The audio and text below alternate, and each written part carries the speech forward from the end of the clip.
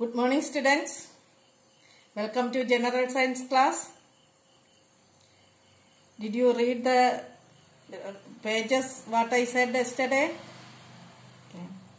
And we were learning about the change of state in the previous class, isn't it? And we have learned that change of state is not a chemical change because no new substances are formed, isn't it? Okay. No new substances are formed. So, change of state is not a chemical change or chemical reaction. Okay. And today let's see state of matter. What it is? State of matter. Okay. In the molecules of a substance do not change with a change in the state. Why does the substance behave differently? Okay, if the molecules of a substance do not change with the change in state that we have learned yesterday, isn't it?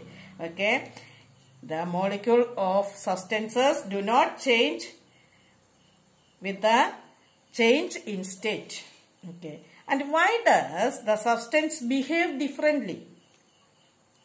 Okay, as I have told you yesterday, the water is liquid and it can flow. Okay, it can flow. See, it can flow. Okay, but ice is not like that.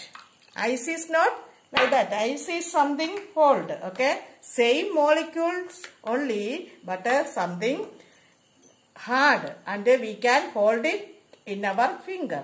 Okay, and we cannot compress and put it into another space, isn't it? Yes. Okay. And why it is like that? Why do they behave differently? And when the water is heated, it change into water vapor. That is also different from this, but the same molecules. Then why they behave differently? That is our question. Okay. Matter behaves differently in its three states because molecules are packed differently in solid, liquid and gases. Because molecules are packed differently in solid, liquid and gases. That is why they behave differently. Okay. In solid, molecules or atoms are packed very tight.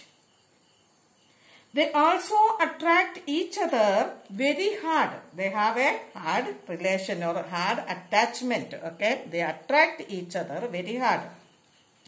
So they cannot move around much. The molecules cannot or atoms cannot move around much in that. Okay, and this makes the solid hard.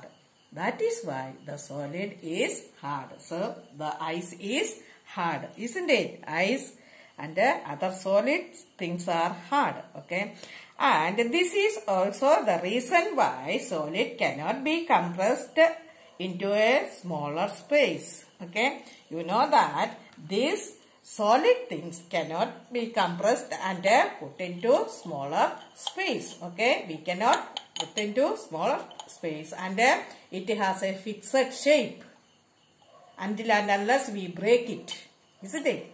Okay, it has a fixed shape.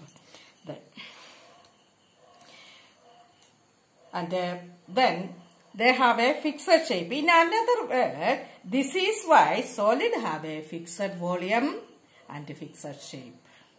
This is why solid have a fixed volume and a fixed shape.